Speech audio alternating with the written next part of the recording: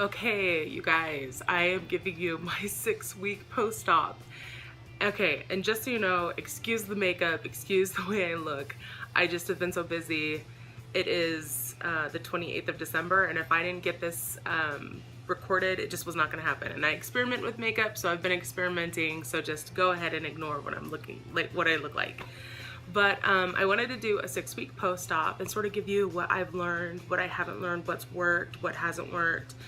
And just to break it down right now, I weighed in today at 283 and my surgery weight was 311.4. I'm so surprised that I've been losing weight through the holidays because I have been trying as hard as I can to stick as much as I can to protein first, small amounts, being nutritious, feeding my body, but at the same time, it's been the holidays. And so a lot of my habits have sort of seeped in, but that is why I cannot stress enough how glad I am that I got the SADI or the duodenal switch part of the surgery along with the gastric sleeve.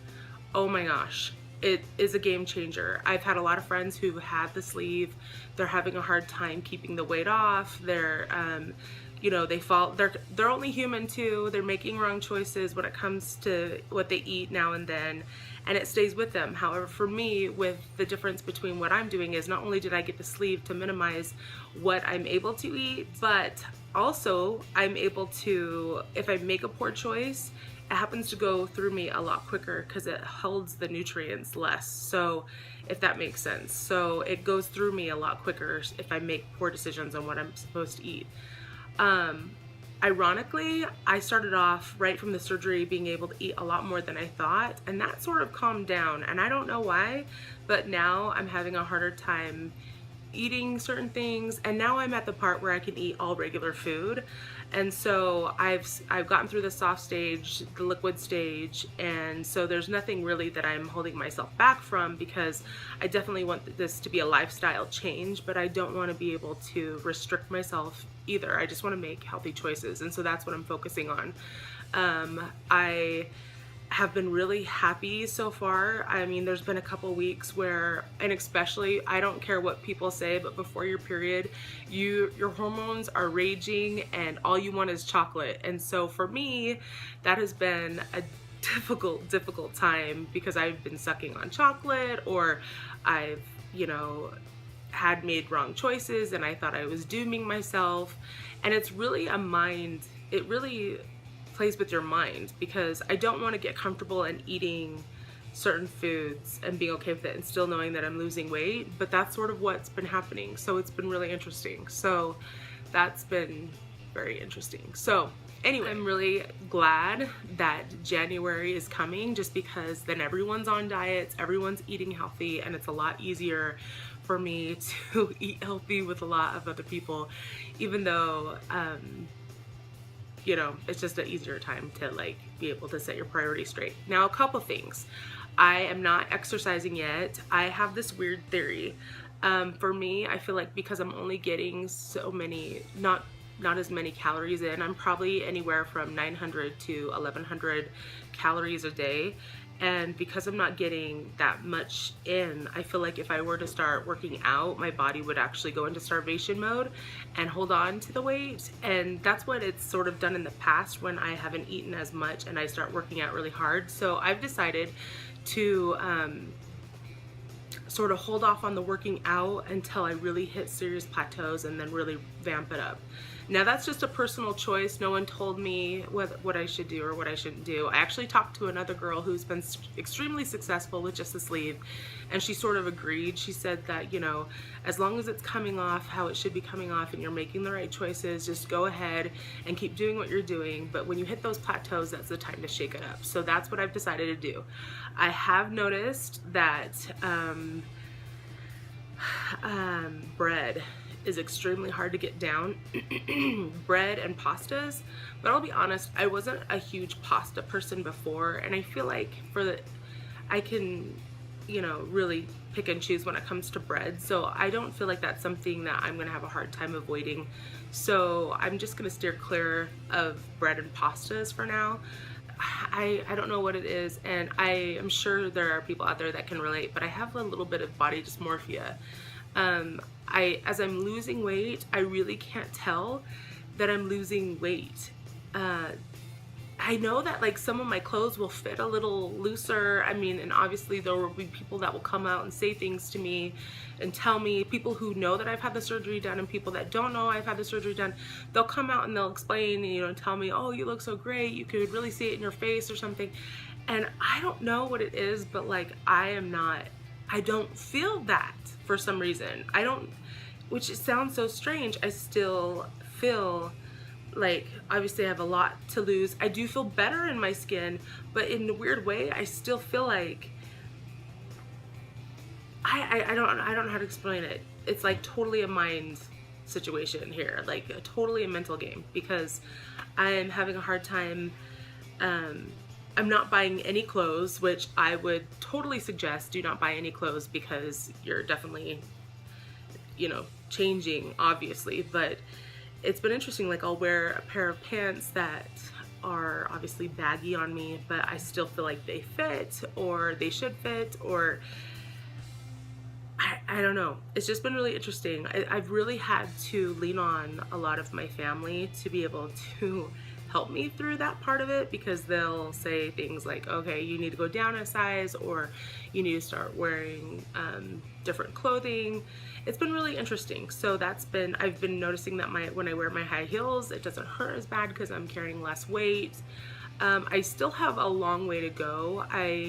My goal weight, which just seems completely unreasonable and crazy, but I was at it in 2004, is around 200 pounds. And so I technically still have, I weighed in today at 283, so I still have like 83 pounds to go, which seems like so far away, but I've been really impressed on how I've consistently been able to lose weight through the holidays when I felt like I haven't. And plus, I'll be even that much more happy once, you know, I more regulate with my body and I can get more in eating better and healthy foods. Not that I haven't eaten healthy foods through December, but I feel like I've snacked a lot more.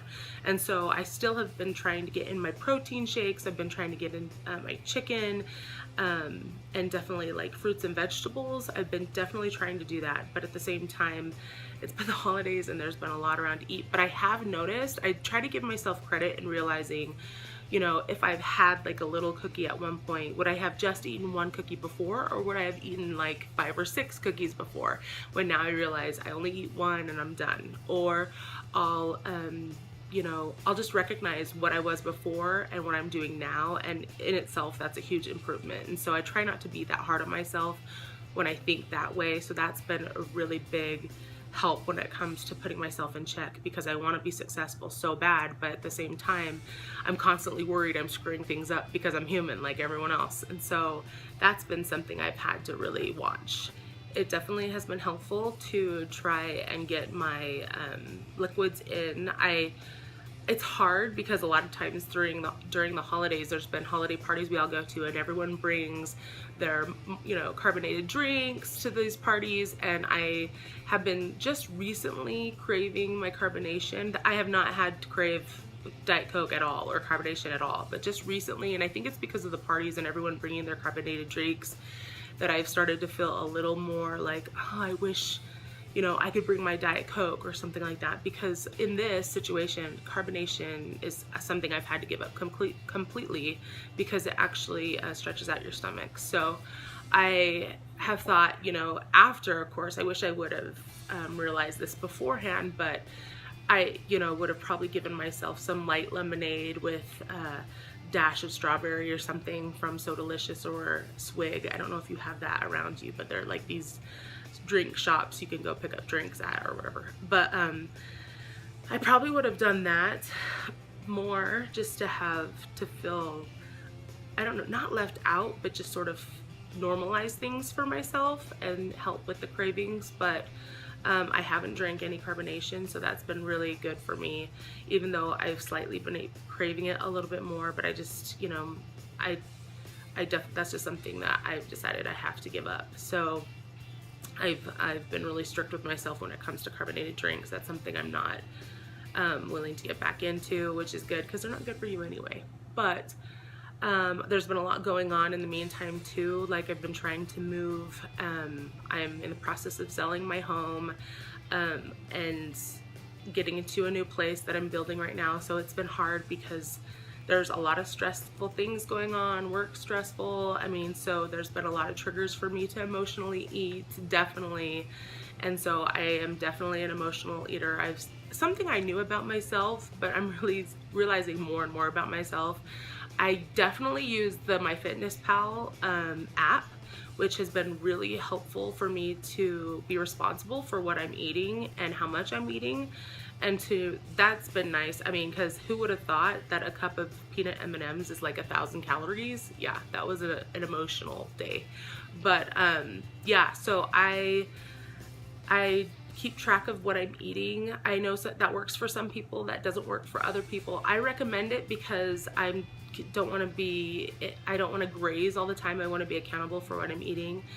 And so that has been something that has been a helpful tip that my doctor's office suggested I do, just to monitor what I eat and what I should be eating, and to know that I get the protein in that I need to get in, and then I stay below the carbs and sugars. So I definitely try to look at labels when it comes to what sugar is in certain things, and to get the better option. Sometimes the better option isn't the best option, but it's the better option. And so you sort of just have to do what's best for the time and in the situation. So that's been something that I've been learning as well. I think just overall it's been, even though I do have a little bit of the body dysmorphia, I feel a little more confident in going out, and I felt like I've always been a confident person, but I feel like lately I've been a little bit more confident, and I've noticed little things like it's easier to get up and off the floor. I can cross my legs a little bit more. I mean, just little things like that that are coming through that just make my life comfortable together. I've struggled with back pain, and so the more I lose, the better it is on my back. And so there's just been certain things that I feel like I've seen improvements on as I've been able to lose some of the weight. Like I said, I still have a lot to go, but I'm grateful for the little accomplishments I've had, I guess, along the way, and they're definitely worth celebrating. So as you go through those little accomplishments, I think it's important for you to not be hard on yourself for as far as you have to go, but just realize that these little things are huge, and something that you probably wouldn't have been able to do as easily without the surgery. So, but I could not tell you enough how grateful I am that I got the duodenal switch along with the gastric sleeve, which I didn't get the traditional duodenal switch. I got the loop, and they also call it the SADI duodenal switch, and so I felt like that was the best for my option, and I'm so grateful that I did,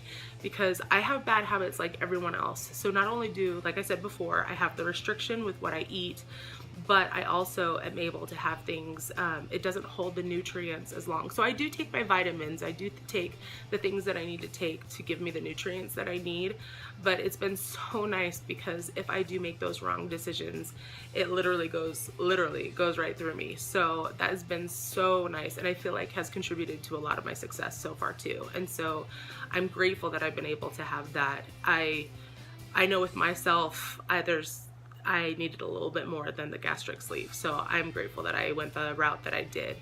And I just wanted to give you guys, it's been 6 weeks. I wanted to give you a little bit of an update on what's going on and how my life's been going. Any little things that I've noticed, anything that I'm trying. Definitely, if you have questions, go ahead and leave them in the comments. I try to respond to everyone. And if you like this video, give me a thumbs up. If you want to see more of these videos, go ahead and subscribe. But I'm just happy to help anyone that I can with anything that I'm going through, or anything that I have been through, or I've tried, what works, what doesn't work. And I know everybody's different, but if I could help anyone out there, that would be great too. So thanks for watching.